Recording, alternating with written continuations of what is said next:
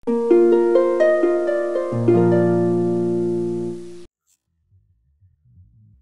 029, Growing Spring. Pagi ini Justin sudah berdiri di depan apartemen Sonia.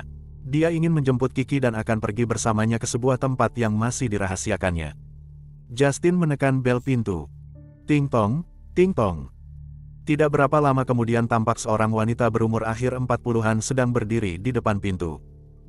"Maaf, Anda mau mencari siapa tuan?" tanyanya dengan sopan. "Ini apartemen Sonia bukan?" tanyanya dengan sopan.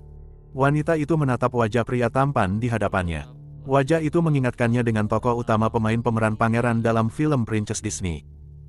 "Iya benar, Anda mencari siapa tuan?" tanya lagi. "Oh, maaf, saya mencari Kiki, dia ada di rumah." tanyanya lagi.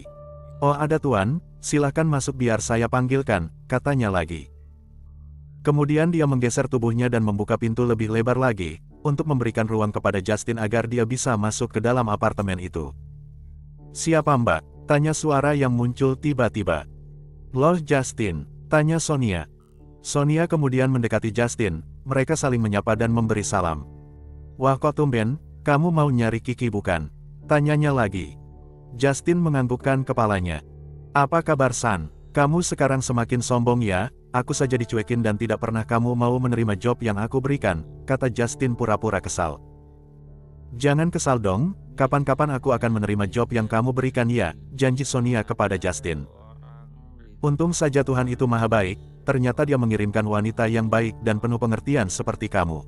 Aku bahkan salut melihat kalian," kata Justin lagi. "Sudah jangan memuji melulu, kalian mau berangkat bukan? Ayo cepatan sedikit nanti kalian berdua bisa terlambat," kata Sonia kemudian. Sonia hanya tertawa melihat Justin.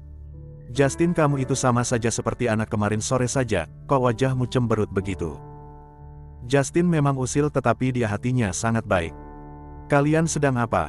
tanya Kiki dengan heran. "Tidak ada Ki, kamu sudah siap?" tanya Justin lagi. Kiki kemudian menganggukkan kepalanya. Sonia yang melihat Kiki langsung menatap Lina. "Mbak bisa bantuin Kiki untuk dandan senatural mungkin Mbak?" tanyanya kepada Lina lagi. Lina menganggukkan kepalanya dan meminta Kiki untuk mengikutinya. "Mbak jangan menor ya, padahal begini saja aku rasa tidak masalah Mbak," kata Kiki dengan enggan. Lina tertawa, dia tahu dari raut wajahnya Kiki sebenarnya enggan untuk dirias. Karena penolakan Kiki itu, dia kemudian teringat belasan tahun yang lalu ketika seorang gadis, penyanyi yang sangat terkenal ingin diriasnya karena akan manggung. Permintaannya hanya satu. "Mbak kalau Mbak ingin merias wajahku Mbak harus ingat ya, jangan terlalu menor. Aku ingin senatural mungkin," katanya dengan nada cemberut. Lina, sebelum menjadi manajer, dia juga pernah belajar menjadi make-up artist. Sudah tentu kemampuan Lina patut diacungkan jempol karena dia selalu membantu majikannya dalam keadaan darurat. Majikannya selalu memujinya memiliki bakat serba bisa. Kiki mengikuti Lina ke dalam walk-in closet, di ruangan itu terdapat semua perlengkapan pakaian Sonia. Walaupun perlengkapan Kiki ada di sana, tetapi milik Kiki hanya sebagian kecil saja. Kiki tidak mempunyai barang yang banyak. Bukan Sonia tidak mau membelikannya, Kiki puas hanya menerima barang bekas milik Sonia. Ketika dia akan memakai baju sekali atau dua kali maka Sonia akan mencampakkannya dan memberikannya kepada Kiki. Sonia memang menyukai model terbaru dan termutakhir. Mulai dari ujung kaki sampai ujung kepala dia akan membeli banyak barang sehingga walk-in closetnya penuh dengan berbagai macam barang. "Ayo duduk Ki, biar Mbak rapiin make-upmu ya," katanya lagi. Kiki kemudian menatap Lina dan menegaskan lagi keinginannya.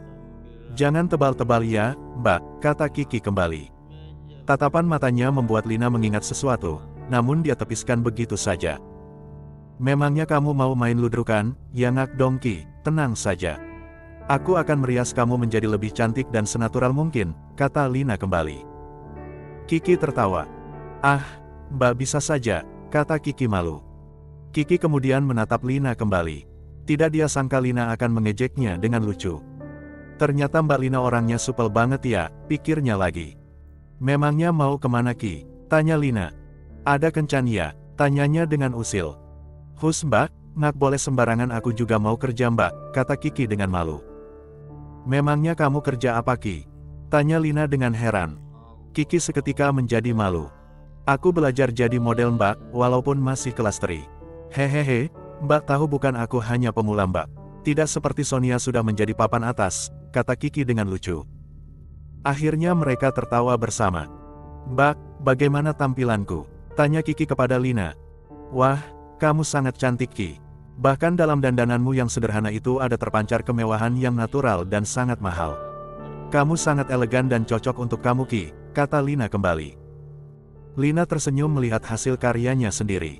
Kiki bertepuk tangan dengan sangat bahagia. Kok sikapnya mirip sekali dengan Audi ya? Tepuk tangan kekanakannya sangat mirip kalau Audi merasa sangat senang. Aku memang sudah gila, semua orang kulihat mirip dengan Audi, bahkan wajah dan postur tubuh Audi juga sangat mirip dengan Sonia. Aku memang sudah kehilangan akal sehatku, karena tidak menyangka Audi akan ada di mana-mana. Selalu hadir di dalam hidupku, pikirnya lagi. Loh Mbak, kok malah melamun? Apa yang Mbak pikirkan? Tanyanya dengan lembut. Ngaki. Aku hanya teringat dengan majikanku dulu. Sikapnya sama persis seperti kamu sekarang, kata Lina kembali. Sudah Mbak, jangan dipikiri lagi. Mbak sudah ganti majikan, jadi mulai lembaran baru Mbak, katanya lagi. Setelah sapuan terakhir di wajah Kiki, kini wajah Kiki sangat cantik. Cantik, sangat cantik, gumamnya memuji tampilan Kiki. Kiki hanya tersenyum melihat Lina, tidak dia sangka ternyata hasil kerja Lina sangat memuaskan. Setelah Kiki selesai dirias oleh Lina, dia segera keluar dan tersenyum ke arah Sonia. Sudah siap Mbak? Tanya Sonia lagi. Sudah, coba lihat penampilan Kiki, pikir mereka kembali. Kiki memang berdiri di belakang Lina, setelah Lina menggeser posisinya baru terlihat ternyata Kiki sudah berdiri di sampingnya. Wah Ki, kamu sangat cantik sekali, puji Justin. Justin kemudian menggandeng tangan Kiki dan berpamitan kepada Sonia, lalu Sonia melambaikan tangannya kepada Justin dan Kiki. Justin, kamu harus menjaga Kiki ya, jangan sampai dia diapa-apain, kamu dengar tidak? Seru Sonia kepada Justin. Tenang saja San, aku akan mengantarkannya pulang dengan selamat, kata Justin kemudian. Justin segera menggandeng tangan Kiki kemudian membantu membukakan pintu mobilnya agar Kiki bisa masuk ke dalam mobil sport miliknya. Tangsia Justin, ucap Kiki. Untuk apa? Kamu saja belum tahu, aku akan membawamu kemana. Apa kamu tidak takut? Mana tahu aku akan menjualmu, canda Justin. Tidak, aku yakin kamu tidak berani menjualku, kata Kiki dengan yakin. Mengapa? Bisa saja bukan? Tanya Justin lagi. Nanti kamu pasti akan berhadapan dengan Sonia, kata Kiki dengan yakin. Justin akhirnya tertawa, sampai sekarang dia sendiri tidak dapat memahami hubungan Kiki dan Sonia. Oh ya, kamu mau membawa aku kemana? Tanya Kiki. Growing Spring, kata Justin. Apa, kamu yakin? Tanya Kiki terkejut. Bab 030, Sydney Opera House. Kiki yang terkejut kemudian menatap Justin tidak percaya. Justin, kamu jangan main-main ya, untuk apa kamu membawa aku ke Growing Spring? Tanya Kiki dengan nada tidak percaya. Untuk menandatangani kontrak, aku akan memperkenalkan kamu kepada pemilik perusahaan itu, kata Justin. Apa benar, bukankah pemiliknya orang Amerika? Tanya Kiki dengan heran. Bukan seperti itu Ki, dia memang tinggal di Amerika tetapi dia warga negara Indonesia, kata Justin. Matanya terus saja awas melihat jalanan dan mengendarai mobil sportnya dengan tenang karena mereka masih memiliki banyak waktu. Oh begitu ya, untuk apa dia ke Indonesia? Dari kabar yang kudengar dia tidak pernah datang ke Indonesia dan semua urusan perusahaan akan ditangani asistennya. Jadi pasti karena ada urusan penting yang harus dia kerjakan, kata Kiki. Benar Ki, semua yang kamu katakan semuanya benar. Dia datang karena ada urusan penting dan kamu salah karena dia bukan tidak pernah datang ke Indonesia. Dalam kurun waktu tertentu dia akan datang kemari karena ada urusan yang harus dia urus, tetapi tanpa asisten sama sekali. Kamu tahu Ki, ketika dia datang setiap tahun pada bulan yang sama dan tidak ada yang tahu untuk urusan apa, karena pada saat itu dia datang tanpa asisten sama sekali, kata Justin kembali. Kalau begitu bagaimana mungkin dia mau menerima aku? Biasanya perusahaan ini hanya mau menerima model papan atas sementara aku hanya pemula. Aku sama sekali tidak masuk kualifikasi bagi mereka. Tapi bagaimana kamu bisa mendapatkan kontrak untukku? Tanyanya kepada Justin. Ki, kamu jangan meremehkan dirimu sendiri. Percayalah aku tidak pernah campur tangan, sudah rezekimu dari yang di atas Ki. Kamu harus bersyukur, kata Justin kembali. Aku memang bersyukur Justin, hanya saja rasanya tidak mungkin mereka mau melirikku, katanya lagi. Justin kemudian menatap Kiki. Baiklah Ki, aku akan menceritakannya kepadamu.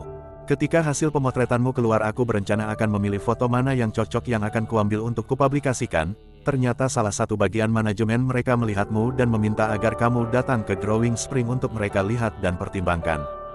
Kalau kamu lulus maka kamu akan menjadi model besar, karena perusahaan mereka menggurita di seluruh dunia. Bahkan dunia fashion sekaliber Eropa seperti Paris dan Milan saja mengakui keberadaan mereka. Ki, kamu masih mempunyai saingan. Kamu sudah pasti dikontrak Ki, hanya saja mereka akan membuat kompetisi dari beberapa model yang mereka pilih. Satu dari beberapa orang itu akan dia bawa ke pasar internasional. Setidaknya untuk lokal kamu sudah pasti akan menandatangani kontrak Ki. Selamat ya, kata Justin kembali. Oh Justin, aku tidak tahu bagaimana caranya berterima kasih kepadamu, aku hanya merasa seperti mimpi. Seandainya saja aku hanya terpilih untuk model lokal saja pun aku sudah sangat bahagia. Jadi aku bahkan tidak berani membayangkan kalau aku lulus menjadi model internasional, kata Kiki dengan penuh rasa syukur. Sejak dari dulu memang Kiki sudah belajar untuk bersyukur dengan apa yang dia miliki. Ki, kamu pasti bisa. Kamu harus percaya dengan kemampuanmu sendiri, katanya lagi. Kiki kemudian menatapnya dengan rasa terima kasih dan tidak menyangka ternyata nasibnya bisa semujur ini. Akhirnya mereka sampai di kantor Drawing Spring. Kiki melihat bangunan luas yang ada di pusat kota. Bangunan itu sangat besar dengan lahan parkir yang sangat luas. Kiki bahkan kagum melihat bangunan itu karena selain luas bangunan itu sangat unik karena bentuknya seperti sebuah kubah besar berwarna putih di sana-sini ditanami tanaman merambat dan pohon-pohon besar. Ketika kita memasuki gedung ini, kita akan merasa berada di kota lain. Kalau dilihat bangunan itu merupakan replika Sydney Opera House. Unik dan menawan, membuat kita semakin betah duduk berlama-lama memandang gedung replika tersebut dan tanaman hijau di sekitarnya. Luar biasa indah. Kiki terus saja memandang dengan penuh rasa kagum, tidak dia sangka ada bangunan seperti ini dan sangat menawan sekali. Kiki kemudian menatap Justin. Bangunan ini sebanding dengan ketenaran perusahaannya. Luar biasa indah Justin, katanya lagi dengan wajah penuh kegembiraan. Kiki terlihat sangat bahagia karena seperti mimpi rasanya. Kiki bahkan tidak dapat membayangkan bagaimana dia bisa sampai di sini. Rasanya sangat mustahil Justin, aku bisa sampai di perusahaan ini, katanya kepada Jason. Ki, kamu masih harus berjuang lagi. Bukan hanya sampai di sini saja, katanya lagi. Kiki menganggukkan kepalanya. Ayo Ki, kamu harus semangat. Pikir Kiki kembali. Kiki bahkan sangat menyukai suasana di perusahaan ini. Mudah-mudahan manajemennya cocok ya Justin, harap Kiki lagi. Tenang saja Ki, aku yakin pemiliknya sangat baik dan dia pasti menghargai semua orang termasuk model pemula seperti dirimu, bisik Justin kepada Kiki. Kiki tersenyum. Mudah-mudahan seperti itu ya, bisiknya lagi. Kiki sedikit gugup dan gemetaran, karena ini adalah pintu menuju kesuksesannya. Kalau aku berhasil maka aku akan memiliki penghasilan, tetapi jika aku gagal minimal aku tidak pengangguran karena aku sudah dikontrak. Aku harus optimis dan tidak pantang menyerah. Aku akan berusaha dengan keras, pikirnya lagi. Ayo, kita harus segera masuk, jangan hari pertama saja kita sudah terlambat, kata Justin kembali. Kiki tertawa canggung karena dia masih saja merasa was-was karena Kiki masih belum mempercayai nasib baik yang sedang menantikannya. Ayo, aku sudah siap, kata Kiki kembali. Mereka berjalan menaiki anak tangga menuju ke pintu depan bangunan itu. Justin bahkan menggandeng tangan Kiki, Kiki sendiri pun tidak sadar Justin telah menggenggam tangannya dan terus saja menuntunnya hingga ke anak tangga bagian atas. Hingga akhirnya mereka sampai di pintu masuk bangunan tersebut. Ayo Ki cepat, kita harus segera masuk karena harus lebih dahulu sampai. Ingat kalau kita terlambat di hari pertama kerja maka kamu akan dicap sebagai orang yang tidak profesional. Kamu bahkan sama sekali tidak paham apa yang kamu maksudkan, kata Justin kembali. Benar, semua yang dikatakan Justin benar, aku harus segera cepat. Tidak lucu rasanya di hari pertama dia sudah dicap sebagai orang yang suka terlambat, aneh bukan? Tanya Justin lagi. Justin tersenyum kepada Kiki karena dia yakin Kiki itu seorang pekerja yang profesional. Kiki terkejut karena Justin menggandengnya dari tadi, secara diam-diam Kiki melepaskan gandengan. Tampilan Kiki sangat sederhana namun bersahaja. Kiki bahkan mengetahui Justin membawanya sendiri ke sana, karena sepertinya Justin menginginkan Kiki lulus dari tes tersebut dan Kiki memulai debut pertamanya secara resmi, apalagi kalau Kiki bisa menembus model internasional. Mari Ki, kita harus bergegas. Kita hampir saja terlambat, kata Justin kembali. Mereka bertanya kepada salah satu pegawai yang kebetulan melewati mereka, "Maaf, di manakah ruang seleksi model baru?" Tanya Justin dengan ramah. "Di sana tuan, Anda masuk ke ruangan itu," kata pegawai tersebut dengan menunjukkannya kepadanya. "Justin," tiba-tiba ada suara yang memanggilnya dari belakang. 2000 years later. Bab 031, Kantor Cabang. Audi segera mempersiapkan dirinya untuk pergi ke salah satu kantor cabang dari perusahaannya. Dia sengaja mengenakan pakaian semi-formal karena memang dia tidak memberitahukan kedatangannya sama sekali. Dia ingin memberikan kejutan kepada seluruh jajaran di kantor cabang. Yah, sekalian inspeksi mendadak. Hanya salah seorang kepercayaanku saja yang tahu kedatanganku. Mereka pasti tidak mengenal wajahku karena ketika ada urusan kantor dari pusat ke kantor cabang di seluruh dunia aku selalu meminta orang kepercayaanku dari kantor pusat yang selalu datang. Dia warga negara Amerika, jadi banyak yang menyangka perusahaan ini memang dimiliki warga negara Amerika, tetapi mereka juga tidak salahkan. Pikir Audi kembali. Audi teringat kembali ketika masa-masa sulitnya dulu. Dia ditinggalkan Bisumi, sementara anaknya telah dia buang entah kemana. Kedua orang tuanya dan sanak saudaranya tidak menginginkan dia sama sekali. Mereka tidak dapat menerima keadaannya walaupun dia sebenarnya adalah korban, namun tiada maaf dari mereka untukku. Aku bahkan tidak pernah diakui lagi ada di dunia ini, walaupun seluruh biayaku mereka tanggung. Audi menggigit bibirnya menahan gejolak di hatinya sendiri. Seperti sebuah film, ingatannya kembali berputar tanpa dapat dia cegah sama sekali. Di hadapan Suseno, ayah kandungnya Audi duduk bersimpuh memohon ampun. Suseno adalah seorang priayi terhormat yang selalu memandang tinggi harga dirinya. Dia menatap Audi seperti harimau yang akan menerkam musuhnya. Dia terlihat sangat menakutkan. "Mulai sekarang kamu harus keluar dari rumah ini. Aku berharap kamu jangan lagi memanggil kami dengan sebutan papa dan mama. Kami menganggap kamu sudah mati. Aku tidak mempunyai anak perempuan sepertimu.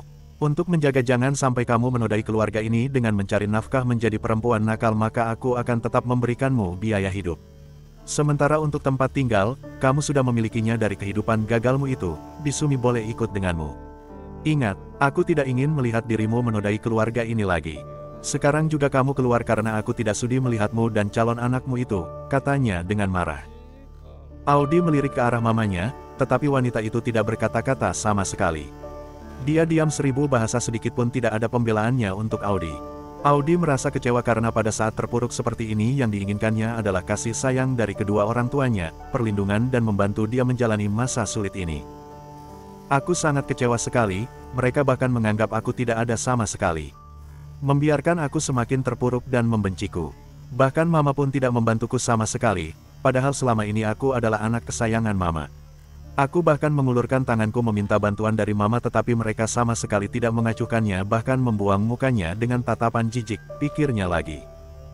Audi sangat terluka, itulah sebabnya luka batinnya semakin dalam dan membuat dia semakin kehilangan akal sehatnya. Audi mencoba meminta bantuan kepada mamanya berharap wanita itu memiliki belas kasih terhadapnya. Ma, tolong Audi ma," isaknya dengan sedih. Tetapi wanita itu memalingkan wajahnya dan tidak mendengarkan permintaan Audi. Dia tidak menolong Audi bahkan yang membuat Audi semakin kecewa selain tatapan jijiknya, Audi mengulurkan tangannya mencoba menggapai ibunya tetapi wanita itu menepiskannya dan membentak bahkan menamparkan Audi dengan marah. "Jangan pernah menyentuhku, aku sangat kecewa denganmu," katanya dengan jijik. "Ma," panggil Audi dengan penuh harap. "Aku bukan mamamu," jerit wanita itu histeris. Audi terperangah. Selama hidupnya wanita ini selalu memanjakan dan melindunginya ibarat seperti seorang putri raja dan tidak boleh sedikit pun terluka. Namun sekarang semua itu tinggal mimpi, wanita itu tidak ingin menoleh Audi apalagi memeluknya. Audi ingin berlabuh di dalam pelukan hangatnya tetapi yang dia dapatkan hanyalah sumpah serapah. Setiap Audi melihat wajahnya di cermin dia masih bisa merasakan sakit yang dia derita selama ini. Kejadian yang menyakitkannya itu seolah-olah baru saja terjadi. Audi menarik napasnya dengan berat karena di sana masih ada beban yang belum terangkat sama sekali. Tanpa dia sadari di pipinya meluncur kristal bening sebagai pelampiasan rasa sakit di dadanya. Beban itu terus saja menggerogoti hatinya hingga tanpa dia sadari dia kehilangan kepercayaan akan kebahagiaan. Walaupun wajahnya sama sekali tidak memperlihatkan kesedihannya tetapi hatinya benar-benar hampa dan kosong. Audi mengusap air matanya dengan kasar. "Jangan cengeng Audi, kamu harus segera mencari putrimu sendiri. Sekarang dialah tujuan hidupmu sekarang, pikir Audi kembali. Audi kemudian menatap wajahnya di cermin dan mulai memperbaiki riasan wajahnya. Walaupun riasan itu sangat tipis, tapi dia tidak ingin terlihat baru abis menangis. Audi menambah pemulas bibir agar dia tidak terlihat pucat. Setelah memperbaiki riasan wajahnya, Audi memperhatikan wajahnya dan setelah yakin tidak ada sisa kesedihan di sana baru kemudian dia keluar dari kamarnya. Setelah Audi keluar dari hotel, sebuah mobil mewah telah menunggunya. Supir mobil mewah itu membungkukkan kepalanya dengan hormat. "Kita langsung ke kantor, Bu?" tanya supir tersebut dengan hormat. "Iya Pak, tapi kita berhenti agak jauh dari kantor ya," kata Audi. Sudah tentu supir tersebut heran. "Mengapa Bu? Mengapa tidak langsung ke kantor?" tanyanya dengan heran. "Karena aku akan melakukan inspeksi mendadak." "Pak, siapa nama Bapak?" tanya Audi kembali. "Tirta Bu," katanya kembali. "Saya lihat kamu masih muda, saya panggil Tirta saja ya, aku memang jarang ke Indonesia. Jadi aku ingin membuktikan semua laporan yang masuk, apakah memang kenyataannya seperti itu atau tidak. Kamu boleh ke kantor duluan tetapi ingat jangan katakan apapun. Aku sudah menyampaikannya kepada Pak Denny. Jadi tidak boleh ada yang tahu ya, Tirta. Coba kamu berikan nomor ponselmu kepada saya," kata Audi kemudian. Audi menyimpan nomor ponsel Tirta di telepon selulernya. Audi melihat penampilannya sendiri, sebuah celana jeans usang dengan blazer tua miliknya serta sepatu tuanya. Audi tersenyum, karena ketika dia memulai hidup barunya dia kemudian menjual rumahnya dan mulai berhemat. Seluruh pemberian orang tuanya tidak dia bawa, termasuk pakaian, perhiasan dan uang tunai yang dia miliki. Karena orang tuanya memberikan semua perlengkapannya dari Bisumi dan tidak melalui dirinya. Jadi mereka memberikan uang tersebut sebagai biaya kebutuhannya, termasuk membelikan kebutuhan sandangnya. Aneh bukan? Bagi mereka tidak aneh, karena aku tidak diizinkan keluar rumah. Akhirnya aku hanya memiliki baju ini untuk meninggalkan kehidupan lamaku. Baju ini kusimpan sebagai simbol untuk mengingatkan, aku dulu pernah kehilangan akal sehatku dan betapa sulitnya hidupku, pikirnya getir. Audi kemudian memasuki gedung mewah tersebut yang merupakan replika dari Sydney Opera House. Audi terlihat sangat sederhana sehingga semua orang yang berada di sana memandang rendah Audi. Audi tidak mempedulikannya sama sekali. Dengan santai dia tidak menanggapi mereka sama sekali. Sampai akhirnya dia melihat Justin dari kejauhan. "Justin," panggil Audi. Justin sama sekali tidak mendengarnya dan terus saja berjalan menjauhi Audi. "Hei manusia udik," bentak sebuah suara yang ada di belakang Audi. Bab 032, menyamar. Audi terkejut mendengar bentakan seorang gadis yang berada di front office dari kantor tersebut. Dia melihat kiri kanannya, sekarang dia yakin bentakan itu memang ditujukan untuk dirinya. Audi melihat seorang gadis dengan berpenampilan modis dan terlihat cantik memakai riasan tebal dengan warna mencolok. Dengan langkah lebar dia mendekati Audi, sepatu hak tingginya bergema sepanjang dia melangkah dengan gaya yang dibuat-buat. "Semuanya palsu," bisik Audi dengan kesal. Wanita itu mendekati Audi dengan tatapan marah. "Apa kamu sudah gila, berteriak di tempat mewah seperti ini, dasar orang udik. Apa kamu tidak diajarkan sopan santun?" tanyanya dengan kasar. Audi sangat terkejut melihat kekasaran wanita ini, tidak dia sangka wanita ini sangat kasar berbanding terbalik dengan penampilannya.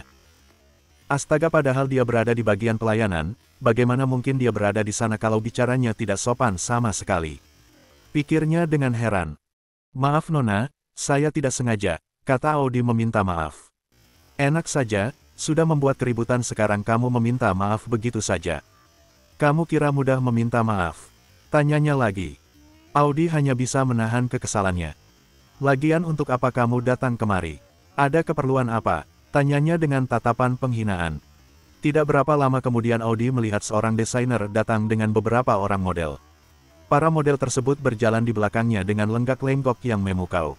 Gadis yang memarahi Audi tadi kemudian menatapnya dengan jengkel. "Tunggu saya di sini, kamu jangan kemana-mana, aku akan menjemput tamu penting dulu." "Hei, kamu dengar tidak manusia udik?" tanyanya lagi. Wanita itu kemudian meninggalkan Audi, dia menghampiri desainer dan para model tersebut. Gayanya dibuat selembut mungkin, dengan gaya genit yang dibuat-buat dia menyambut desainer itu. "Halo Tuan, Anda sudah datang. Biar saya membawa Anda menemui pihak manajemen kami," katanya dengan genit. Desainer itu memandangnya kembali. "Tidak perlu, aku sudah tahu jalannya," katanya kembali. Kemudian dia meninggalkan wanita itu dengan acuh tak acuh. Sementara itu dia teringat kembali kepada Audi. Dia membalikkan badannya dan akan menghampiri Audi tetapi dia tidak menemukan Audi sama sekali. Kemana manusia udik itu? Aku sudah mencarinya kemana-mana, tetapi aku tidak menemukannya sama sekali. Kurang ajar. Sudah tidak sopan sekarang dia berjalan berkeliaran sesuka hatinya tanpa ada izin sama sekali. Dia mau cari perkara bukan kepadaku. Baik, aku akan mencoba meladeninya. Aku akan mencari dia dengan beberapa orang security biar dia dipaksa keluar dari kantor ini dan mempermalukannya. Sungguh wanita kurang ajar, aku tidak akan membiarkannya, pikirnya dengan penuh permusuhan. Wanita itu bergegas mencari beberapa orang security dan dengan pongahnya dia memanggil security itu. "Hei kalian, kemari cepat," perintahnya dengan sombong. "Ada apa Nona Karin?" tanya mereka dengan gugup. Mereka terlihat gugup karena mereka tahu Karin adalah gadis pengadu dan selalu saja mencari kesalahan mereka. "Apa kalian ada menjaga keamanan kantor ini?" tanyanya dengan marah. "Ada Nona, memangnya ada apa?" tanya mereka dengan heran. "Apa kalian tahu, tadi ada seorang wanita yang memasuki kantor ini dan kini kelayapan entah kemana?" tanyanya lagi. "Maksud Anda apa Nona?" tanya mereka dengan bingung. "Apa kamu tuli? Sudah saya katakan tadi ada orang yang memasuki kantor ini tetapi sekarang dia entah kemana," katanya kesal. Mereka hanya terdiam dan tidak berani membantah Karin sama sekali. "Sekarang juga kamu ikuti saya, kita harus mencari wanita itu segera," katanya kembali. Sementara Audi yang melihat wanita yang berada di front office itu, kini berjalan menjumpai desainer dan modelnya tersebut. Desainer itu sepertinya tidak suka terhadap wanita itu dan tidak mempedulikannya sama sekali. "Ini kesempatanku kabur dari dirinya, aku harus segera bergerak. Malas harus berjumpa dengan orang seperti itu. Sebaiknya aku menghindar karena aku tidak ingin membongkar identitasku," pikir Audi. Audi kemudian segera melarikan diri dan menghindar sebisa mungkin dari wanita itu, kalau tidak maka wanita itu akan salah pengertian kepadanya. "Loh, kok aku malah yang menghindar dari dia? Kan aku pemilik perusahaan ini." "Ah, sudahlah, tidak apa-apa. Lagi pula aku malas berhadapan dengannya, kalau tidak maka identitasku akan terbongkar," pikir Audi. Audi kemudian segera menjauhi tempat itu dan mencoba mengikuti desainer dan para model tersebut secara diam-diam. Matanya sangat awas memandang ke arah sekelilingnya. Dia takut kemunculan wanita itu secara tiba-tiba. "Astaga, mengapa justru aku yang takut?" pikir Audi dengan geli. Audi tersenyum dan menggaruk kepalanya yang tidak gatal. Sambil cengengesan dia akhirnya naik ke lantai 2. Dia melihat desainer tersebut memasuki sebuah ruangan, Audi mengikutinya dari belakang. Ternyata itu adalah tempat audisi penerimaan model baru. Audi segera mencari kursi di pojokan karena dia tidak ingin menarik perhatian. Kebetulan bagian belakang agak gelap jadi tidak akan menarik perhatian orang lain. Audi segera duduk di sana, dia memang berencana mengamati keadaan pada saat itu karena akhirnya Audi sadar ada audisi penerimaan model baru. "Lihat, bukankah itu Justin?" tanyanya lagi. "Untuk apa dia kemari? Tadi memang aku melihatnya bersama seorang wanita, siapa wanita itu? Aku hanya bisa melihat punggungnya saja, jadi tidak kelihatan dengan jelas," pikir Audi kembali. Audi duduk dalam diam dan terus saja memperhatikan mereka. Dia melihat di sana ada hadir beberapa pegawai petingginya. Semuanya ada setingkat direktur, bagian penjualan, humas dan bagian periklanan ditambah desainer yang baru datang tadi dan 2 orang desainer lain. Denny ada di kursi penonton sama seperti aku, dia memantau jalannya proses pemilihan model ini. Bagus, berarti dia bertanggung jawab. Denny memang presiden direktur perusahaan cabang ini, hanya saja aku meminta dia pura-pura bertindak sebagai CEO karena aku malas menghadapi media yang terus saja mencecar identitasku. Untuk apa mereka tahu? Kalau mereka tahu maka semua masa laluku akan terbongkar. Sebaiknya aku menyamar saja seperti ini, pikirnya lagi. Audi melihat desainer yang diikutinya tadi sepertinya sedang mengucapkan selamat datang untuk undangan yang datang. Sebelum acaranya dimulai dia meminta para modelnya memberikan contoh peragaan baru kemudian diikuti oleh peserta.